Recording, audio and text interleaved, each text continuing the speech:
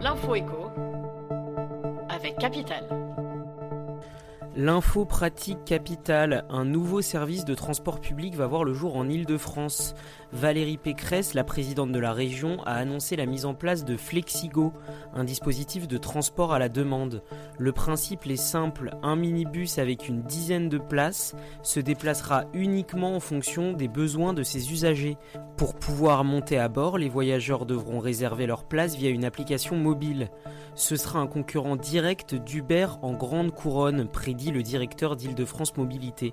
Les premiers minibus seront déployés en juin prochain. Le chiffre du jour, 25%, c'est l'augmentation en 7 ans des impôts directs selon une étude réalisée par l'IFRAP. Pour le grand débat, la Fondation s'est penchée sur les données de la période 2010-2017. La hausse des impôts directs a permis à l'État de collecter 63 milliards d'euros supplémentaires. Les 10% des foyers les plus aisés payent 52% de l'ensemble des impôts directs. Le coup de gueule est poussé par Rachida Dati dans une tribune accordée au JDD.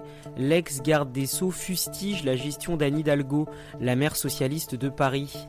Dati, qui pourrait se porter candidate aux élections municipales l'an prochain, regrette que Paris soit devenue une ville que l'on quitte. Elle a également critiqué la politique anti-voiture mise en place par l'équipe municipale. La maire du 7e arrondissement de la capitale a aussi appelé la droite à se rassembler. Une union qui paraît nécessaire pour reconquérir la mairie, perdue en 2001.